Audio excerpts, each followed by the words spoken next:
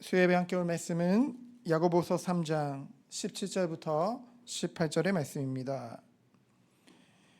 우리 17절 18절 우리 두 절을 같이 합독하도록 하겠습니다.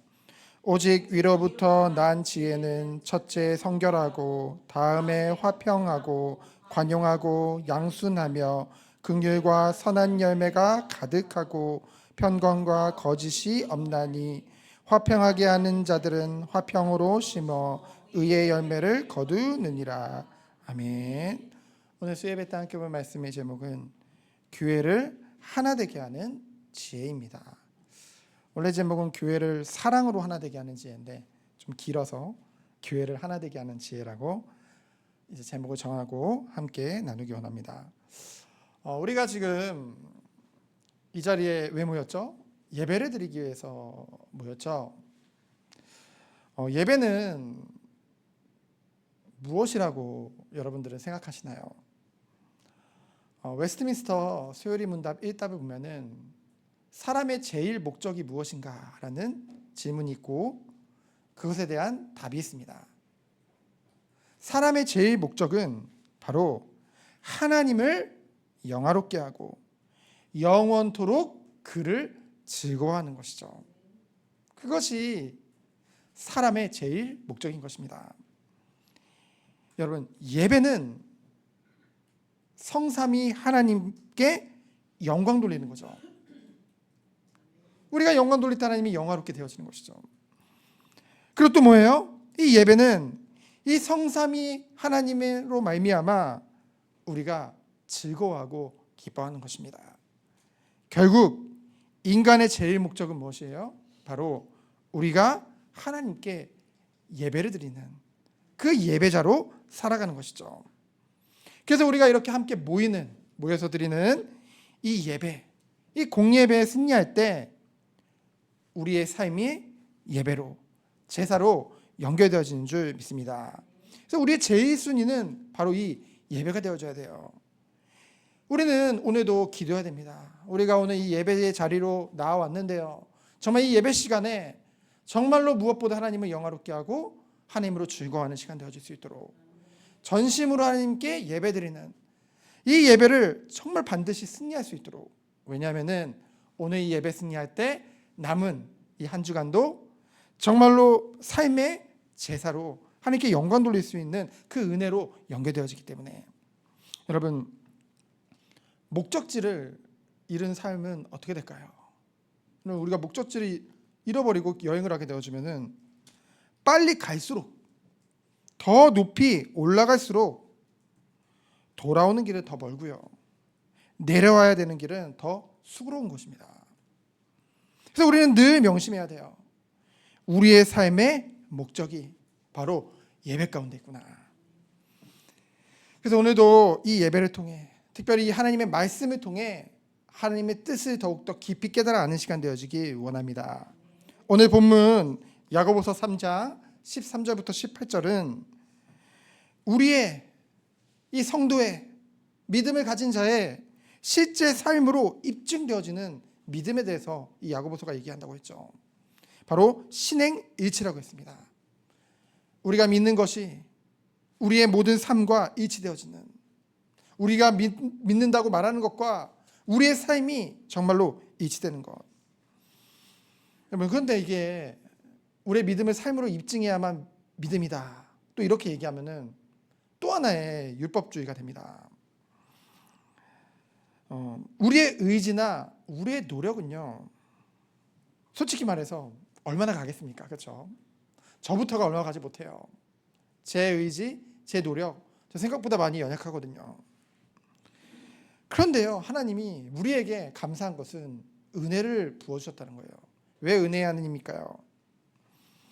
우리는 구원을 얘기하죠. 복음을 얘기하죠. 무엇이 우리에게 복음일까요? 우리는 아닌데 하나님이 우리를 의롭다 하신 것입니다. 우리는 자격이 없는 것 같은데 하나님이 자격 없는 우리를 택하신 거예요. 우리는 늘 실수투성이고 죄인일 뿐인데 하나님이 우리를 사랑하고 우리로 기쁨과 만족을 얻으신대요. 하나님은 이러듯이 우리를 택한 우리를 고아와 같이 버려두지 아니하시고 영화롭게 하시기 위해 우리에게 성령을 주시어 내주하게 하시고 역사하게 하사 이 구원의 이 은혜를 성령 하나님께서 우리에게 적용하신 줄 믿습니다. 그래서 어떻게 되는 거예요? 성령이 우리와 함께 하사 역사하사 이 구원을 우리에게 적용하시고 말씀을 조명하시면 우리의 삶은 갈수록 성화를 향해 거룩을 향해 나아가도록 성령 하나님께서 우리를 이끄신다는 것이죠. 그 은혜 가운데 우리가 있는 줄 믿습니다.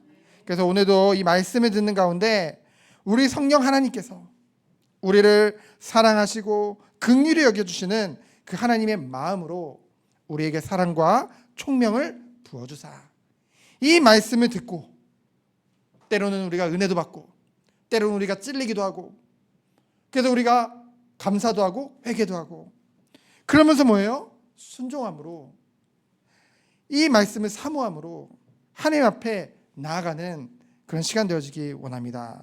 성령 하나님께서 그렇게 이끌어 주시리라 믿습니다. 오늘 말씀의 본문의 내용은 우리가 3장 13절부터 18절까지 본다고 했는데요. 세상의 악한 지혜, 이 땅의 지혜와 위로부터 온 하늘의 선한 지혜에 대해서 말씀하고 있습니다. 이 야고보서가 기록될 당시 그 초대교회 안에는요, 스스로 선생이 되고자 하는 자들이 많다고 했죠. 그들은 스스로 자신들이 지혜와 총명을 사람들 앞에 자랑했어요.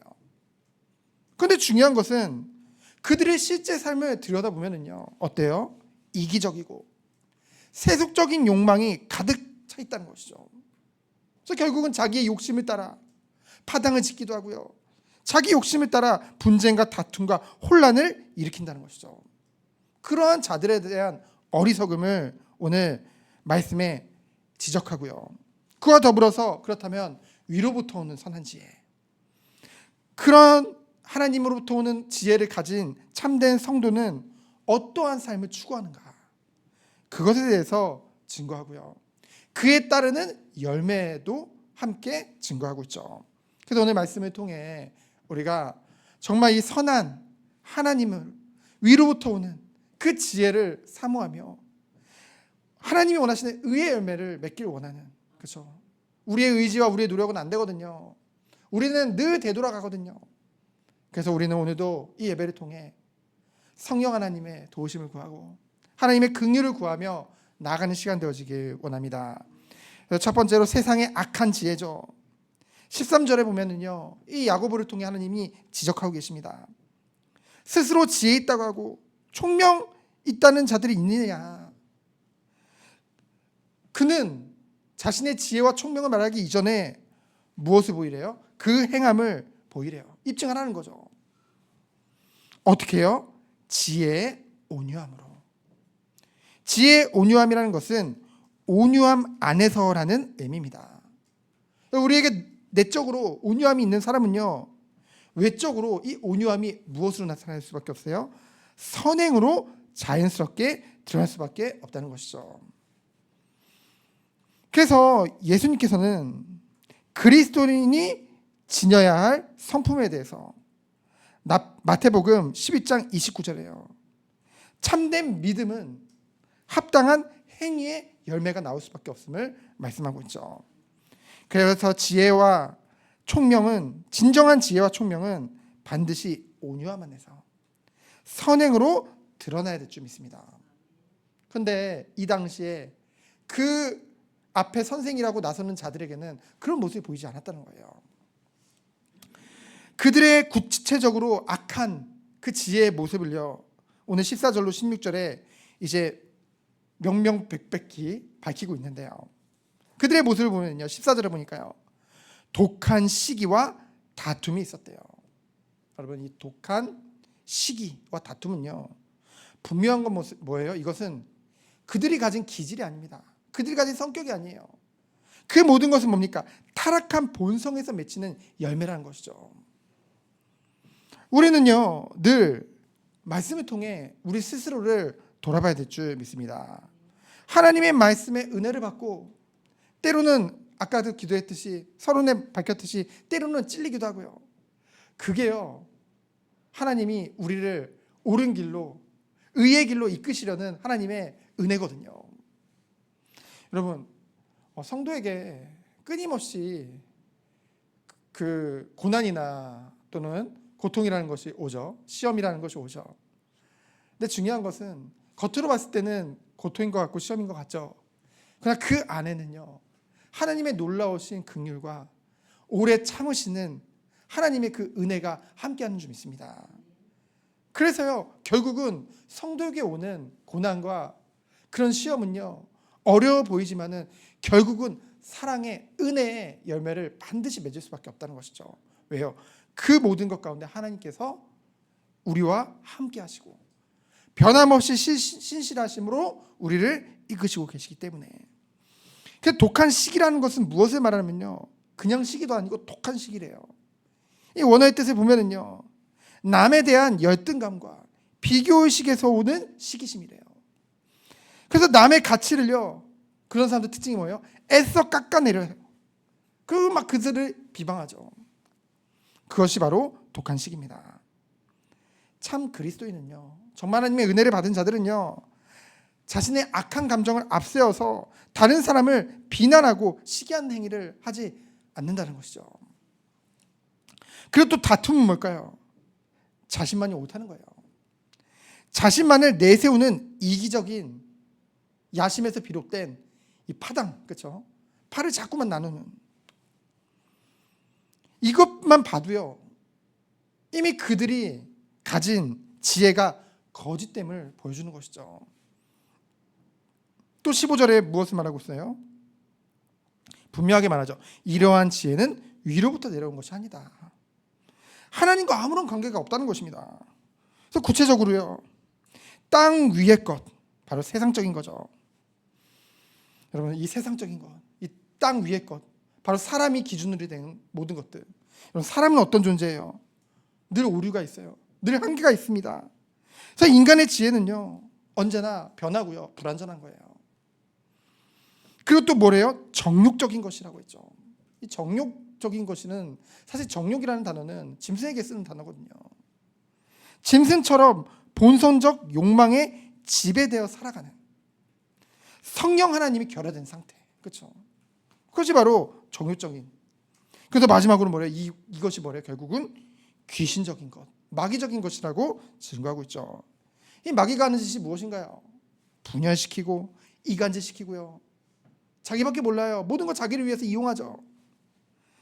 그래서 결국은 그들의 열매는 어때요? 공동체의 분열을 일으키시고 타인에 대한 배려가 전혀 없는, 완전 이기심으로 갈 수밖에 없는. 그래서 자신과 반대에 있으면은 죽이려고 하는, 죽이는 자잖아요. 그런 모습을 우리는 보게 되어졌죠. 결국은 16절에 보니까요, 이 시기와 다툼이 맺는 열매는 결국은 뭐래요? 혼란과 악한 일이랬죠. 여러분, 이런 혼란이 있는, 이런 악한 지혜를 따르는 자들이 가득한 이 세상은요, 또한 교회는요, 무질서하고 불안정할 수밖에 없죠. 그래서 마음의 평정이 없기 때문에 불안할 수밖에 없는 것입니다. 그래서 결국은 이 공동체의 평화를 깨트리는 그런 일들까지 벌어지게 되어지는 것이죠. 이것이 바로 세상의 악한 지혜의 모습들인 것입니다. 우리 실제 이런 모습들을 우리는 세상을 살아가면서 얼마나 많이 보고 있어요. 그렇다면 이러한 세상 가운데 살아가는 우리 성도는, 이 은혜를 가진 그리스도인은 어떤 지혜를 가지고 살아야 될까요? 바로 위로부터 난 지혜, 하늘의 선한 지혜를 따라야 될 줄 믿습니다. 17절로 18절의 말씀이죠. 위로부터 난 지혜라는 것은 바로 하나님의 지혜를 말해요. 이 지혜는요, 하나님부터 난 지혜는요, 교회의 축복의 열매를 맺도록 한다는 것이죠. 여러분, 우리는 이것을 사모해야 될 줄 믿습니다. 여러분, 이 시대에 이 땅의 유일한 소망은 교회예요. 누가 뭐래도 교회입니다. 그리고 여러분, 우리가 알아야 될 것은 교회는 절대 무너지지 않아요. 왜요? 예수님의 신부거든요. 그렇죠? 아니, 그렇잖아요. 신부가 무너지고 죽게 내버려두는 신랑이 어디 있습니까? 그렇죠? 분명히 그것을 성경 말씀 통해서 약속하셨는데요. 이 땅의 교회는요, 결코 주님 오시는 그날까지 무너지지 않는다고 모든 성경 66권에 기록되어져 있고요. 특별히 요한계시록에 보면은 아주 구체적으로 하나님이 주님께서 그것을 붙잡고 계심을 증거하고 있죠. 우리는 그런 걸 두려워할 필요는 없어요.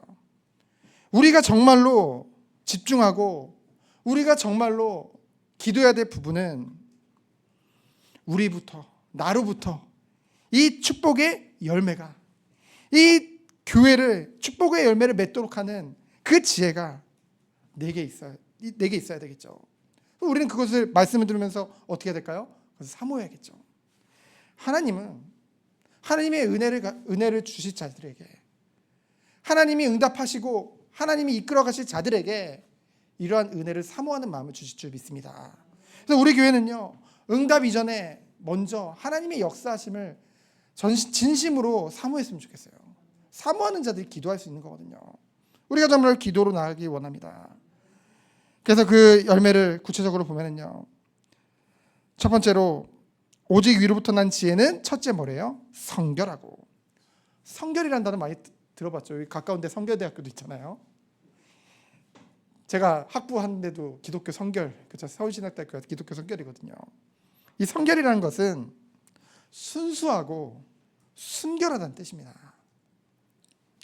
더럽거나 두 마음을 품지 않았다는 것을 의미하죠. 시편 12편 6편에 보면요, 여호와의 말씀은 순결함이요 흙 도가니에 7번 단련한 은 같도다 라고 했거든요. 하나님의 말씀은 순결합니다. 이 하나님의 순결한 가치, 하나님 말씀의 순결한 가치, 또한 잠언 21장 8절에 보면은 뭐라고 증거하고 있어요?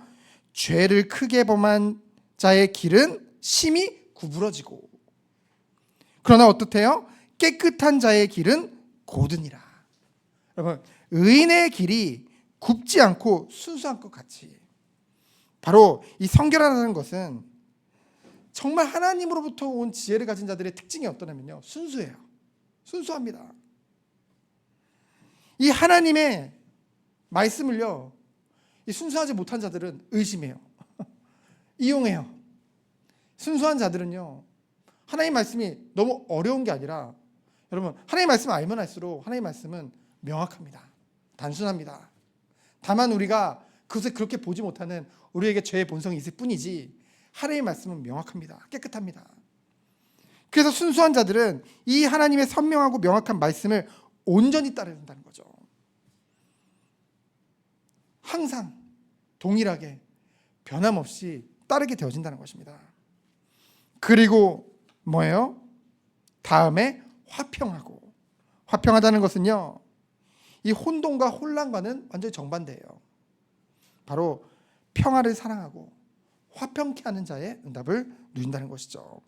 또한 관용하고. 관용한다는 말은, 여러분, 이 육신의 정욕을 따르는 자들의 모습이 어때요? 독선적이고요, 오만하거든요. 그러한 자들과는 달리 관용하다는 것은 참을성과 이해심이 많다는 거예요. 관대하고요, 늘 친절한 마음을 가지고 있다는 것이죠. 그리고 또 양순하고. 양순, 예전에 김양순 목사님 있었는데, 양순하고 무슨 뜻이냐면요, 양순하고라는 뜻은 복종하다는 뜻입니다. 쉽게 순종한다는 거죠. 이 반대되는 말이 완고한 마음이거든요. 그 양순하다는 것은 하나님의 말씀에 대해 순순히 온순하게 받아들이는 것, 옥토와 같이. 그리고 긍휼과, 이 긍휼은 우리가 긍휼을 받았잖아요. 우리가 긍휼을 받았다는 말을 하죠. 하나님 앞에 주님, 우리를 불쌍히 여겨주셔서 기도하죠. 여러분, 우리가 사람 앞에서 우리 좀 불쌍하게 생각해 주세요, 그거는 별로 안 좋아요. 그러나 우리는 하나님 앞에 늘 긍휼을 구해야 됩니다. 왜냐하면 하나님은 누구보다 우리를 긍휼히 여기신 하나님이기 때문에. 고통 가운데 있는 죄인들을 향한 하나님의 자비와 동정심이 바로 긍휼이에요. 하늘의 지혜를 가진 자는요, 세상을 지혜를 가진 사람은 달라요. 세상의 지혜를 가진 자들은요, 자신들은 세상의 명확한 과학을 따른다고 하죠. 그런데 그들은요, 냉정하고 냉랭할 수밖에 없습니다. 그러나 하늘의 지혜를 가진 자는요, 도움이 필요한 자를 봤을 때 긍휼히 여기는 마음을 가지게 되어지고 자비와 동정심을 아끼지 않게 된다는 것이죠. 그리하여서 어떻게 해요? 긍휼히 여긴 자는 선한 열매가 가득하고, 이 긍휼의 결과로 나타내는 것이 바로 선한 열매, 곧 구제인 줄 믿습니다. 이 구제는요, 이 하나님의 긍휼히 여기는 그 사랑으로부터 나오는 거예요. 그렇죠? 인간적인 동정심 물론 중요하죠. 그러나 그 모든 것은 한계가 있습니다. 사람은요, 아무리 인간으로부터 시작된 모든 것들은 이 죄의 본성으로 인하여서 한계가 있고 늘 변할 수 있는 거예요. 그러나 하나님이 우리에게 베풀어 주신 그 긍휼과 사랑을 가지고 다른 사람을 사랑하고 긍휼히 여기고 동정하는 마음은 큰 선한 열매를 가득 맺게 하는 줄 믿습니다. 그러면서 뭐라고 했어요? 편견과 거짓이 없나니. 위로부터 난 지혜를 가진 사람은요, 겉모습만 보고 판단하거나 공정성을 잃은 행위를 하지 않는다는 것이죠. 편견에 치우치지 않아요. 그러면서 거짓이 없다. 거짓이 없다는 것은 이 거짓이 곧 삶인 사람이 그 시대에 있었죠. 누구예요? 바리새인들이죠. 그들의 삶은 위선이었습니다. 그러나 정말로 하나님의 은혜를 받은 자들은 거짓 없이 모든 것을 행하게 되어지는데 그것이 의의 열매를 맺게 된다는 것이죠. 이렇게 8가지 위로부터 난 지혜는 어떠한 열매를 맺냐면요, 교회를 사랑으로 하나 되게 되는 줄 믿습니다. 여러분, 먼저요, 우리가 세상을 살리고 세상을 화평케 하기 이전에 먼저 주님의 이 자녀들의 주의 몸된 이 지체들, 주님의 양자로 부름을 받은 우리들, 하나님의 아들이요 하나님의 자녀인 우리들이요 먼저 사랑으로 하나가 되는 축복을 주신다는 것이죠. 그래서 성도는요, 세상의 지혜를 멀리하고 하나님으로부터 온 지혜를 가까이 한다면 이런 믿음의 열매를 맺게 되는 줄 믿습니다. 하나님이 가까이 우리를 이끄세요. 그래서 18절에 뭐예요? 화평하게 하는 자들, 화평의 씨앗을 심어서 의의 열매를 맺게 되어진다고 했죠. 그럼 마태복음 5장 9절을 보면은요, 이 마태복음 5장에 보면은 복 있는 자에 대해서 예수님이 말씀하시죠. 그 중에서 5장 9절에 예수님이 뭐라고 말씀하셨어요? 화평하게 하는 자는 복이 있나니 그들이 뭐래요? 하나님의 아들이라 일컬음을 받을 것이요. 하나님의 아들, 곧 하나님의 백성입니다. 성도는 이같이 교회 안에서 먼저 다른 성도와 분쟁을 일으켜 분열을 낳지 말고 오직 평화의 열매만을 맺도록 우리는 위로부터 난 지혜를 따라 은혜로운 삶을 사모하며 충실히 살아가야 될 줄 믿습니다. 그래서 우리는 어떤 은혜를 누리는 거예요? 축복의 열매를 맺는 성도의 삶을 살아가야겠죠. 그것이 하나님이 우리에게 원하시는 은혜, 이 지혜를 가진 우리들의 모습인 줄 믿습니다. 이러한 우리들을 통해서 이것을 사모하고 이것을 놓고 기도하는 우리를 통해서 하나님이 이 우리의 교회를 그리고 우리가 가는 모든 공동체를 사랑으로 하나 되게 하실 줄 믿습니다. 그 날에서 승리하는 우리 모든 성도님들 되어지기를 예수 그리스도의 이름으로 축원드립니다.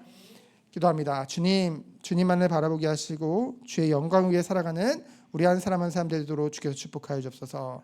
살아계신 예수 그리스도의 이름으로 기도합니다. 아멘.